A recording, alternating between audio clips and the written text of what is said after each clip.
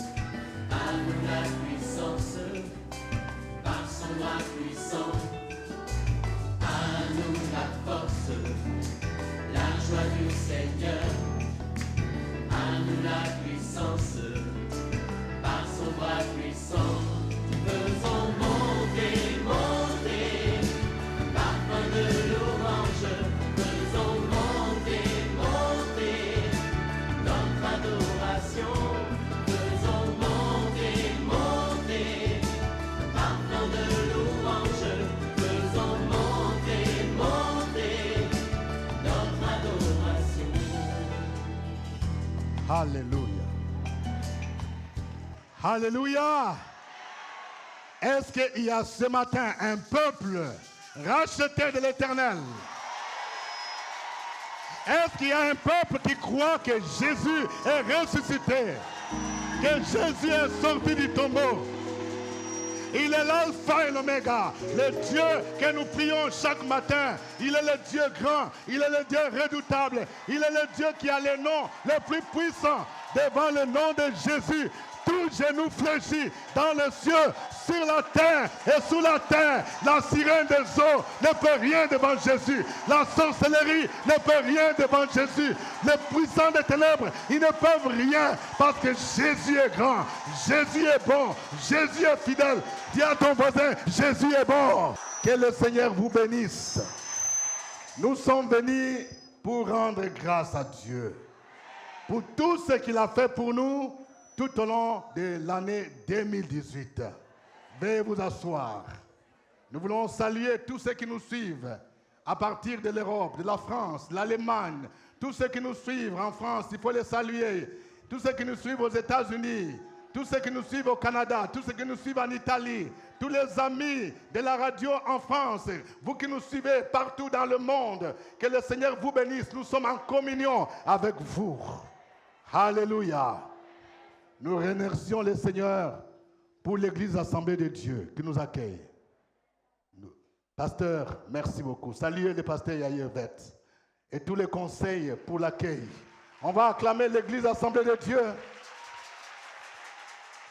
Temple la référence. Amen. Louez l'Éternel car il est bon. Est-ce que quelqu'un peut dire à son voisin, louez l'Éternel? Car il est bon. Car sa miséricorde durera toujours. C'est le thème de notre spécial OSB.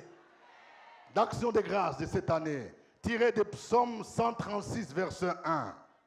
Le Psaume 136, verset 1 dit, « Louez l'Éternel, car il est bon, car sa miséricorde dure à toujours. » Ce psaume nous recommande de louer l'Éternel. Et nous avons 3 idées majeures qui se dégagent de ce psaume. Louer l'Éternel, c'est à l'impératif. C'est un devoir. C'est un commandement de Dieu. Dieu te dit, mon frère, ma soeur, tu dois le louer.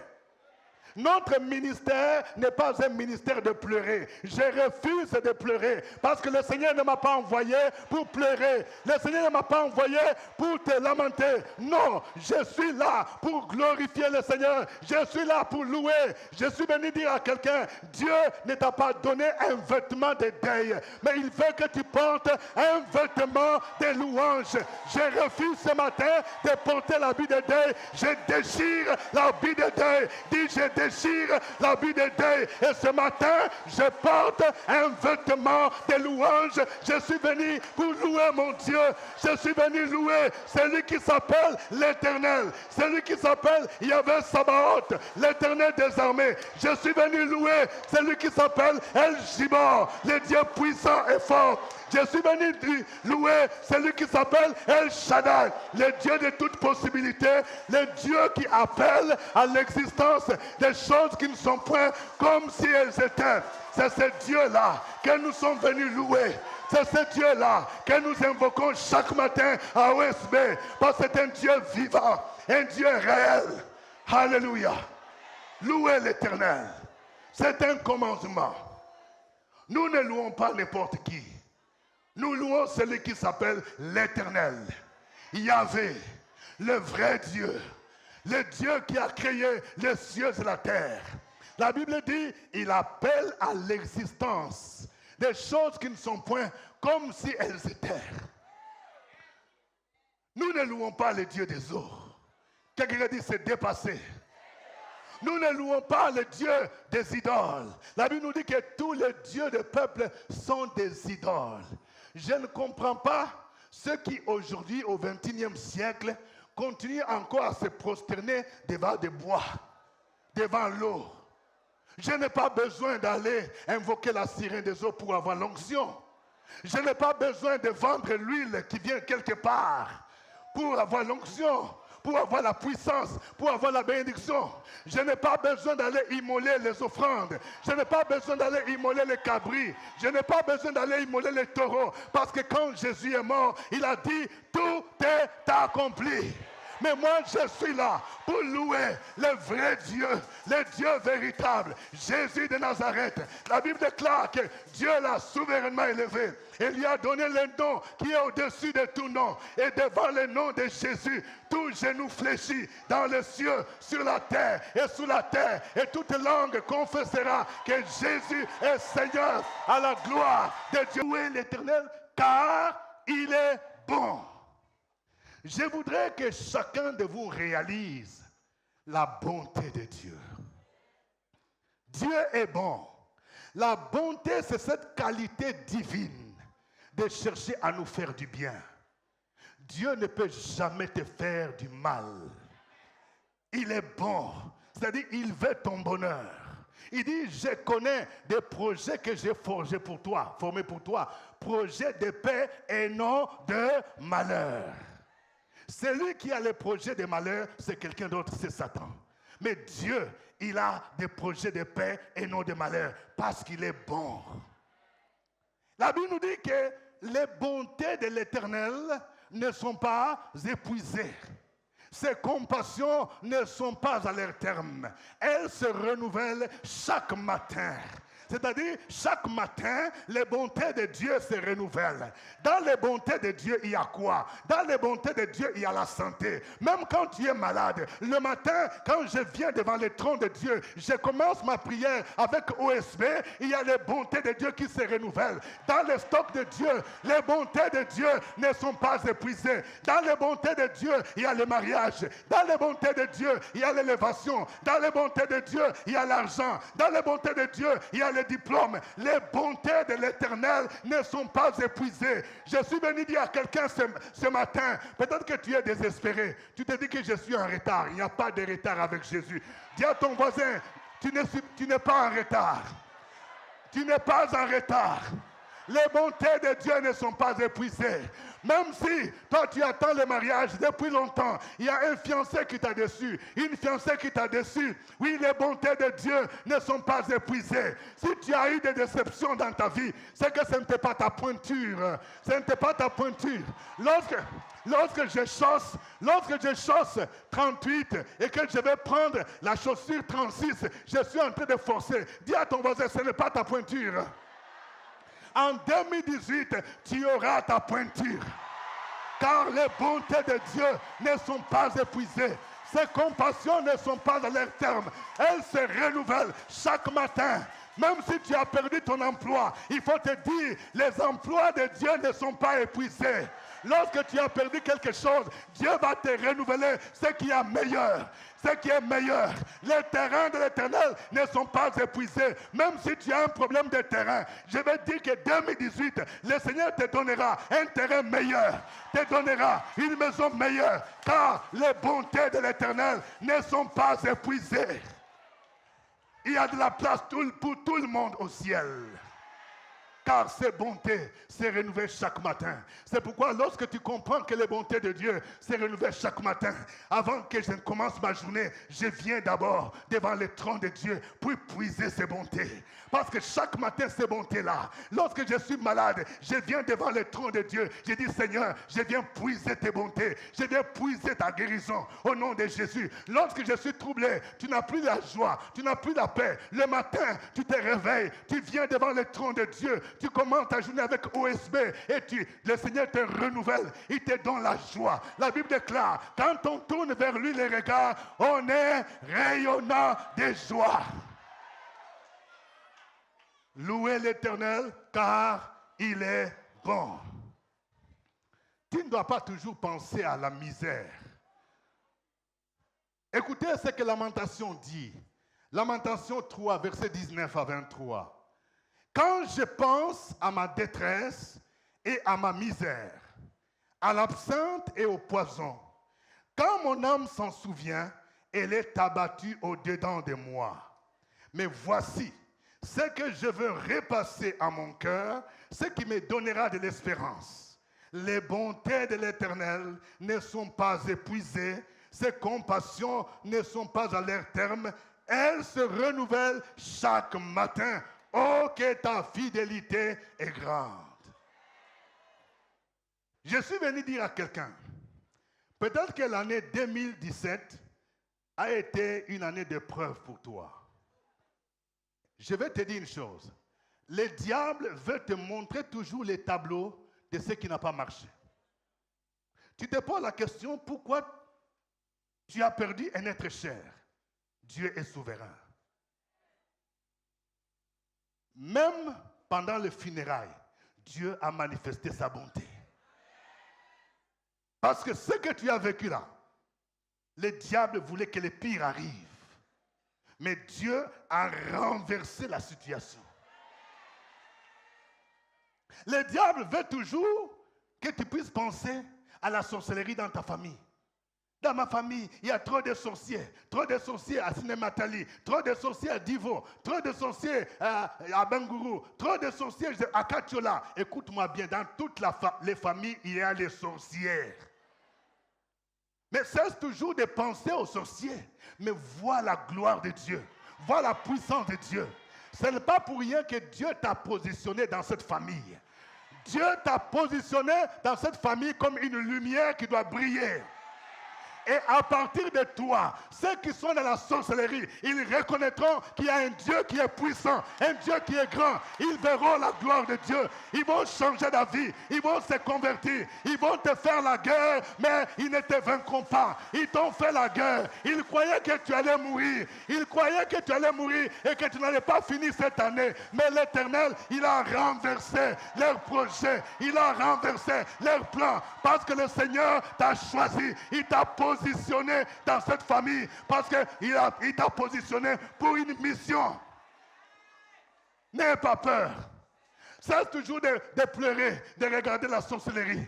Oui, dans cette sorcellerie, le Seigneur te dit, tu verras ta gloire. Tu verras sa gloire.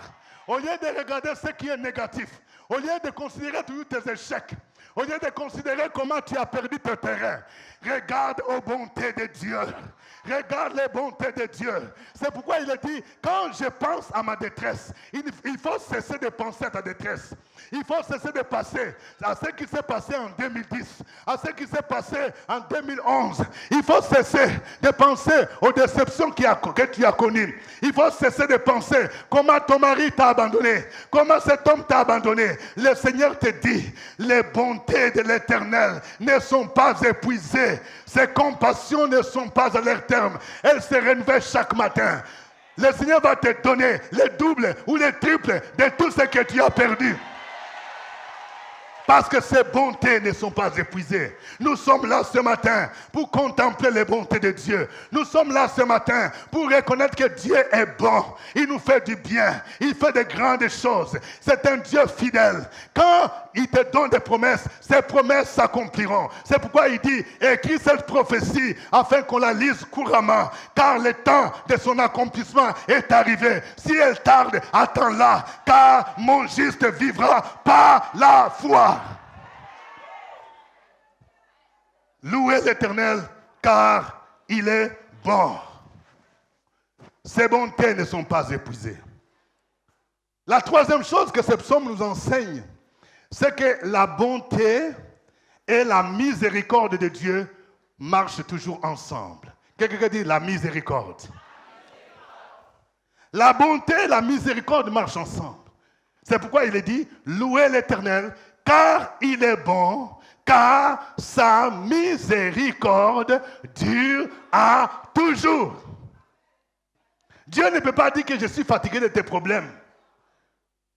Peut-être que quelqu'un, tu es là ce matin. On t'a dit que tu souffres du VIH-Sida. Tu es à l'étape finale. Ton médecin t'a dit que tu ne peux plus faire 6 mois.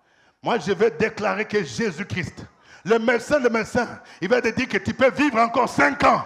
Au nom de Jésus-Christ. Là où les hommes te rejettent, Jésus ne te rejette pas. Sa miséricorde. Le mot miséricorde est traduit différemment dans la Bible. Il y a d'autres versions qui le traduisent par bienveillance. Quelqu'un dit bienveillance. Sa bienveillance durera toujours. La version de Semeur. Et d'autres versions disent son amour durera toujours. Vous voyez? Donc, les bontés de Dieu, sa miséricorde, son amour ou sa bienveillance, ça va ensemble. Ça veut dire quoi? Lorsque Dieu voit que tu as un problème, il ne peut pas rester indifférent. Et quand nous lisons ce psaume, nous voyons le psalmiste énumère 3 choses qui montre comment Dieu manifeste ses bontés dans la vie de son peuple. Il dit, c'est lui qui délivre son peuple de l'oppression. Lorsque tu vis l'oppression des hommes méchants, lorsque tu vis l'oppression dans ton lieu professionnel, lorsque tu vis l'oppression dans ta famille, le Dieu bon et compatissant, miséricordieux, il vient à ton secours. Lorsque Pharaon a opprimé les enfants d'Israël pendant 430 ans, le Dieu dont la miséricorde durera toujours, il a envoyé Moïse, il a dit, j'ai entendu les cris que te font pousser tes oppresseurs. J'ai vu ta misère. Je suis venu dire à quelqu'un, tu as vécu beaucoup de temps d'oppression. Tu as vécu des temps où les gens ont violé tes droits. Parce qu'il y a un pharaon qui a dominé sur ta vie. Un pharaon qui a dominé sur ta famille. Mais je suis venu te dire, il y a un temps où Dieu a fixé de mettre fin à l'oppression du méchant. Il est le Dieu qui te délivre de ton pharaon. On t'a retenu comme esclave. Parmi vous, il y a des gens qui étaient esclaves. Des gens qui étaient captifs. Captif pour ne pas te marier, Captif, vous n'aimez même pas travailler. Captif, vous n'aimez même pas avoir de l'argent. Mais le Seigneur a brisé les chaînes. Les gens n'arrivent pas à comprendre comment ta fille s'est mariée. Les gens n'arrivent pas à comprendre comment est-ce que tu as la nouvelle voiture. Et j'annonce, en 2018, tu auras encore une autre voiture. Parce qu'il y a un Dieu puissant. Lorsque Dieu brise l'oppression, tu vas récupérer toutes les bénédictions que l'ennemi t'a volées. Parce qu'il dit, je te remplacerai les années qu'ont dévoré la sauterelle. Lorsqu'il te délivre du puissant, tout ce que le méchant avait pris sera restitué. C'est pourquoi, lorsque Dieu a délivré son peuple de l'Égypte, la Bible nous dit, ils sortiront avec les grands biens. La délivrance divine est souvent accompagnée par la bénédiction. Et comment Dieu est intervenu? Lorsque Pharaon poursuivait les enfants d'Israël devant la mer Rouge, je suis venu dire à quelqu'un, ce que tu vis là, c'est le dernier round. Dis à ton voisin, c'est le dernier round. C'est-à-dire, Pharaon, il a vu que tu es sorti. Tu es sorti de l'esclavage. Et il commence à regretter. Il dit, mais comment ces garçons, comment cette dame, comment cette fille a échappé à cette oppression? Maintenant, il te poursuit. Ce que tu vois là, c'est le poursuite de Pharaon. Et tu es devant la mer Rouge. Et l'ennemi dit, avec cette situation, c'est fini. Oui, tu as vécu cela pendant l'année, où tes ennemis disaient, c'est fini, elle ne peut plus rien, il ne peut plus rien. Mais le Seigneur a soufflé les vents d'Orient. Il a séché la mer et tu es passé à sec. Tu as traversé à sec. Parce que le Dieu dit, même si tu marches dans la mer, tu ne te noieras pas. Tu as traversé à sec. Et les gens ne comprennent pas comment tu as passé. Parce que El Shaddai, il a ouvert un chemin.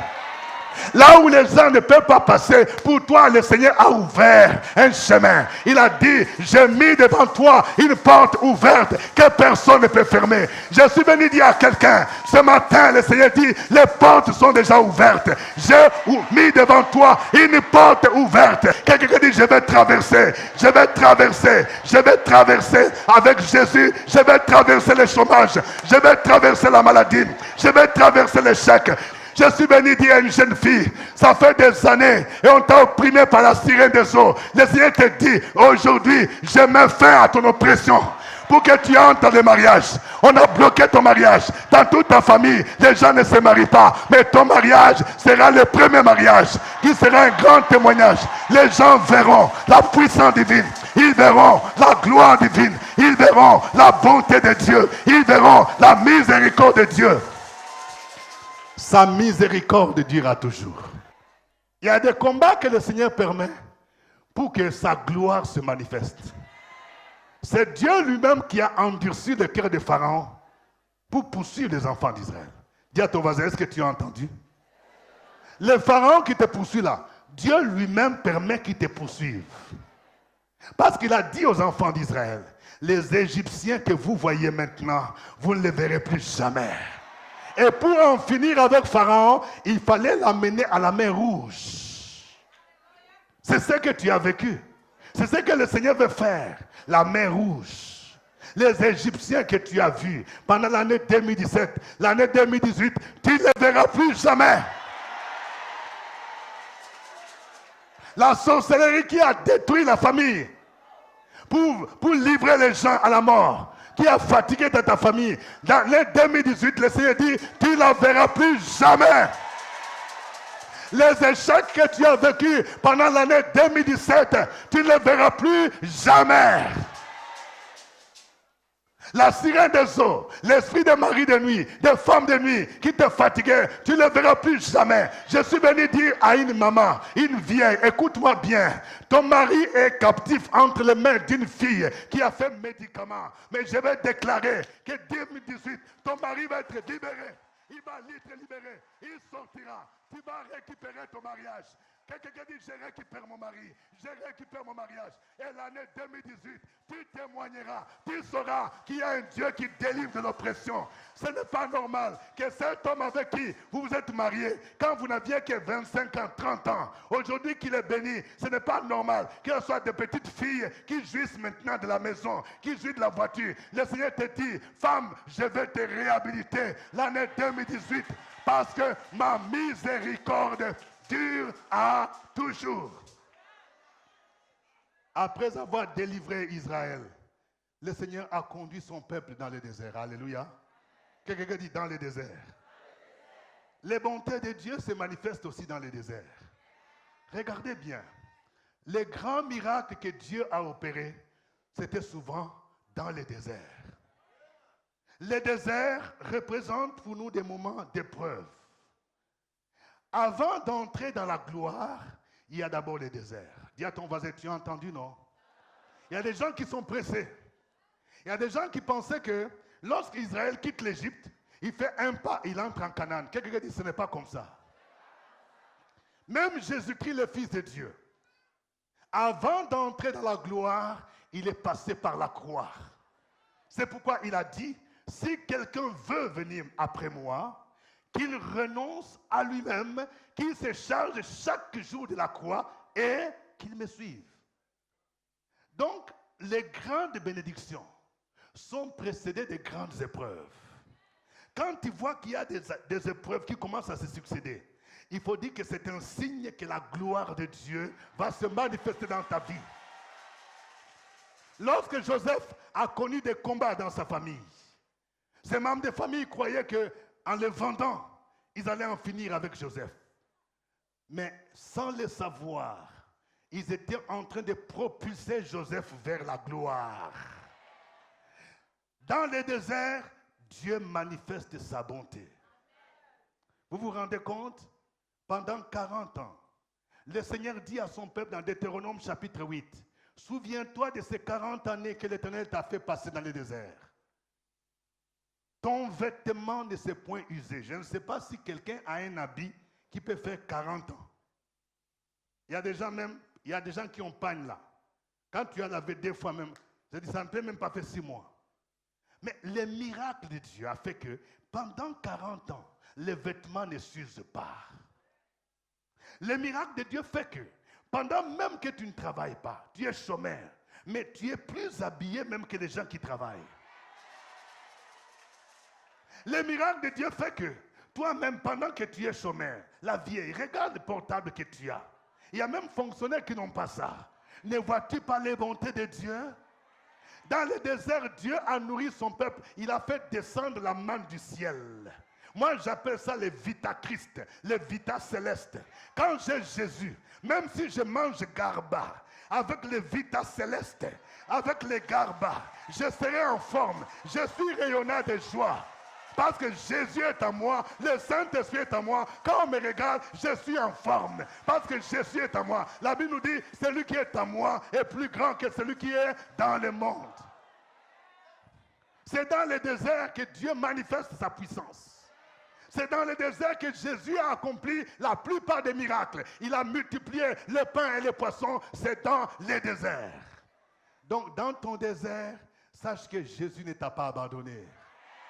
Il permet que tu traverses le désert pour qu'il manifeste sa fidélité, pour qu'il manifeste sa bonté. C'est pourquoi ce matin, il faut que quelqu'un dise louer l'Éternel, car il est bon, car sa miséricorde ira toujours. Quand tu regardes comment tu as vécu des moments de désert, des moments de solitude, des moments où tout le monde t'a abandonné, mais Jésus était toujours à tes côtés. Il t'a soutenu. Je vais dire à une femme, lorsque tu devais accoucher par césarienne, tu sentais même la mort venir. Tes ennemis ont programmé la mort. Mais quand le bébé est sorti, les gens n'ont rien compris. Un bébé de plus de 3 kilogrammes. Parce que Dieu est bon. Quelqu'un dit Dieu est bon.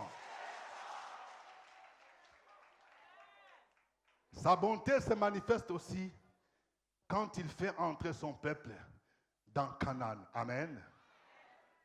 Après avoir accompagné Israël dans le désert, il a combattu. Il a fait entrer Israël dans Canaan.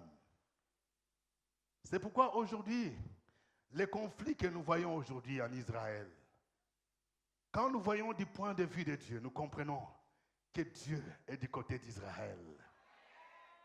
Parce que Dieu a donné le pays de Canaan en héritage aux enfants d'Israël. Aujourd'hui, Israël, c'est nous qui sommes en Jésus. Ton Canaan, c'est ta destinée prophétique. Quand Dieu a dit aux enfants d'Israël, vous allez entrer dans Canaan, Canaan était occupé. Il y a des choses que Dieu fait, toi, ça ne te regarde pas. Mais où vont partir les Cananéens, ça ne te regarde pas. Dis à ton voisin, ça ne te regarde pas. Dieu dit que là, tu vas entrer. C'est pourquoi la Bible nous dit, tout lieu que foulera la plante de ton pied, je te le donne. Je vais dire à quelqu'un, tu as été stagiaire pendant l'année 2017. 2018, le Seigneur dit, prends possession. Dis, tu me donnes ce lieu. Tu me donnes ce travail.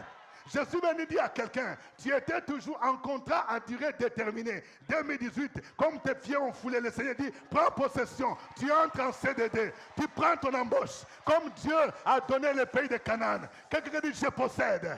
Je possède mon Canaan, je possède mon mariage, je possède ma victoire, je possède mon voyage, je possède mon diplôme, je possède ma réussite. C'est Dieu est bon, c'est pourquoi il t'a fait entrer dans ton Canaan. C'est pourquoi ce matin il faut le louer, car il est bon, car sa miséricorde dura toujours. Il est digne de louange. Que quelqu'un se lève et commence à bénir le Seigneur. Dis le Seigneur, je te lis parce que tu es bon. Je contemple ta bonté. Commence à contempler les bontés de Dieu.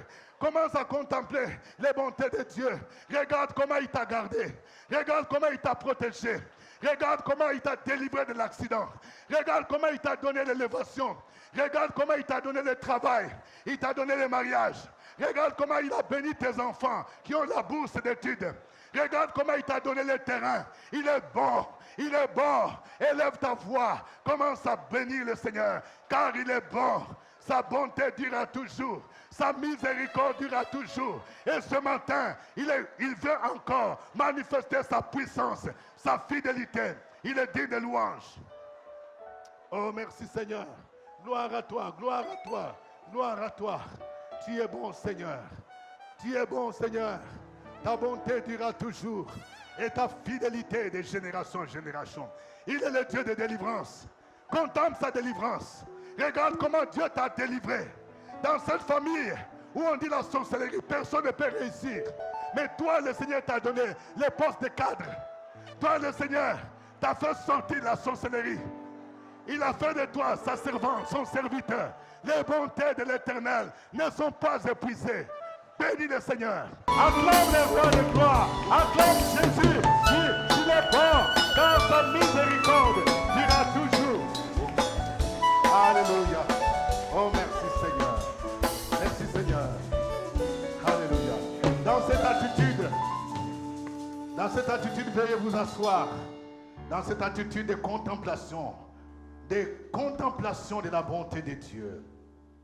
Je vais lancer un appel ce matin. Peut-être que tu es venu ici, tu n'as jamais expérimenté la bonté de Dieu. Parce que tu ne le connais pas de manière personnelle. Pour expérimenter la bonté de Dieu, il faut d'abord le rencontrer. Il faut rencontrer Jésus de manière personnelle. Peut-être que jusque-là, tu as cherché la solution de tes problèmes.